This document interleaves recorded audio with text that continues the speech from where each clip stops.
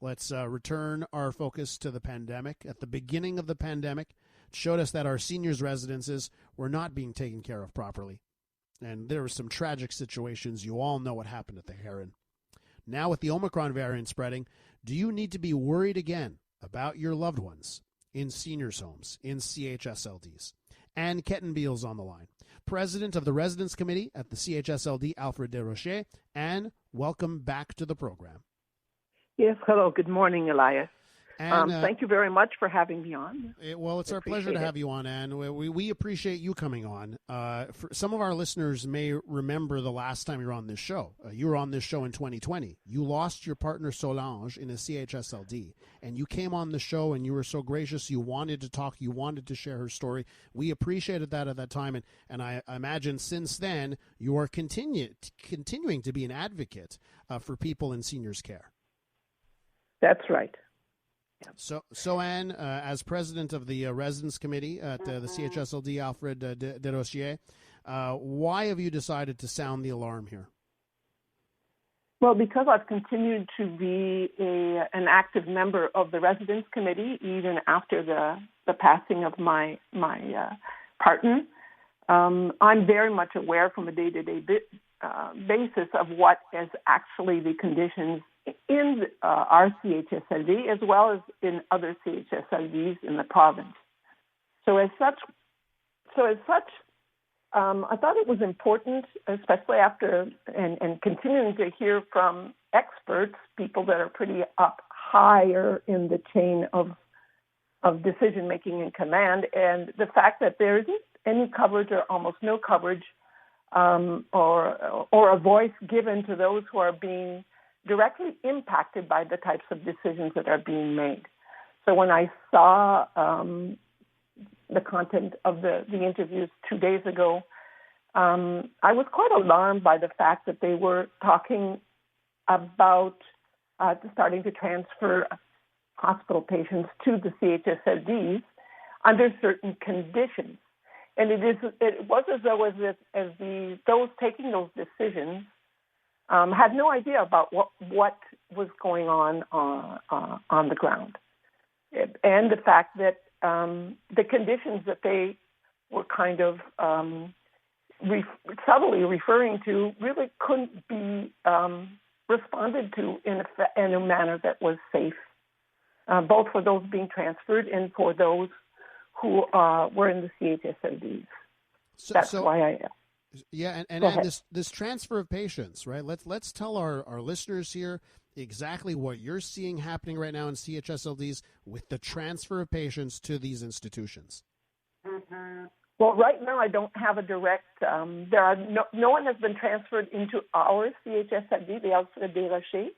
But what I know is that there hasn't been any admissions now for over a month since the beginning of December, and the reason that there haven't been new admissions is because of the problem with capacity to take care of those who are there. This is not a situation that is limited to our particular CHSLD, but this is a generalized problem in many, if not most, of the CHSLDs. We know already that they talk endlessly about the problems in the hospitals and the problems with having care staff, nurses and others present in hospitals, but the situation in the CHSLDs is much, much worse. There isn't sufficient care, even if all of the positions that are supposed to be present in a CHSLD were filled, which is not the case. The ratios of care staff to residents is not at all comparable to what you find in a hospital. And it was signaled in 2019, actually, that the FIC, the Fédération des Infirmières et Infirmières de Québec, who did a study, considered that in many of the CHSLDs, the conditions were at risk, if not dangerous. So the situation has just gotten worse since then. Since the onset of COVID, the situation has gotten worse. The same staff that made it through, and the same dedicated and competent staff. This is not a question of incompetence.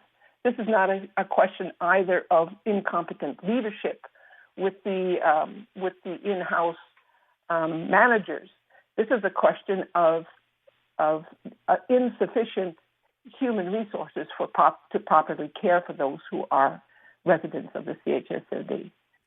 We are with Anne Kettenbeil, president of the Residence Committee at the CHSLD Alfred-Desrochers, and it's heartbreaking to hear you talk about this and that the situation isn't better. You know, I mean, you'd want to think that after all we've been through, all the stories we have seen and heard of, that there'd be at least a little improvement here. Does it? You know, I know you said the people that are working there, they're doing admirable jobs. They're doing their job, but there's not enough of them. What's the solution here? Is it just bodies? We need more people to be working in these institutions? Of course, there has to be a strategy to properly encourage, first of all, candidates to younger people to have the desire to integrate these positions of being nurses, even of being les préposés, when I don't remember what that is in English right now. Yeah. So there's that.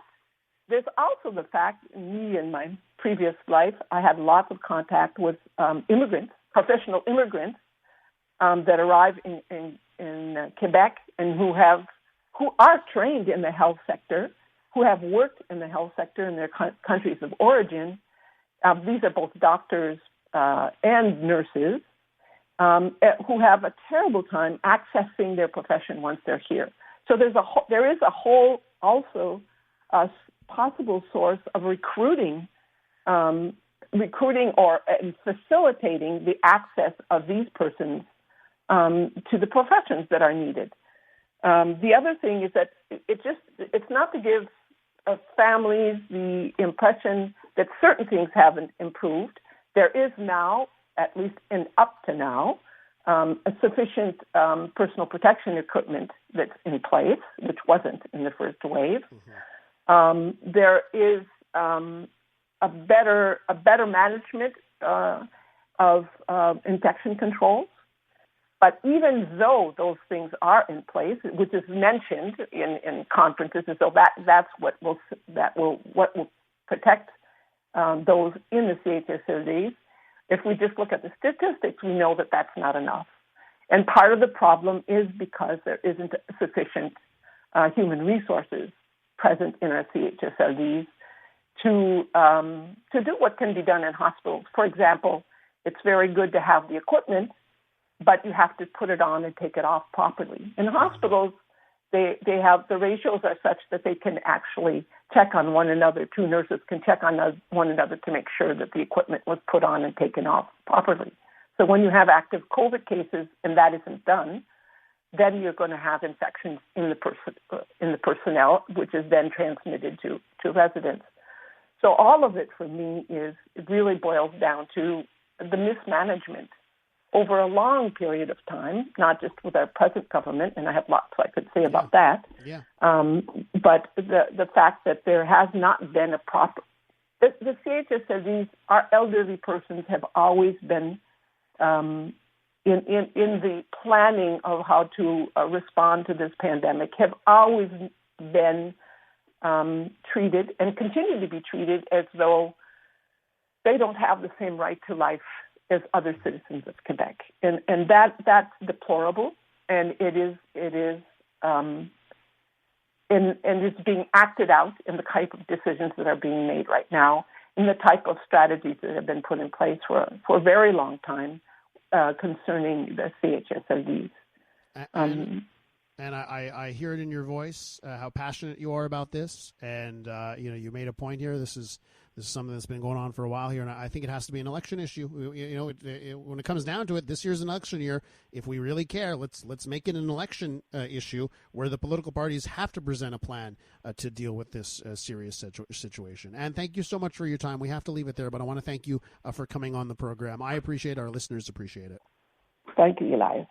That is Anne Kettenbeil, president of the Residence Committee of the CHSLD Alfred-Desrochers.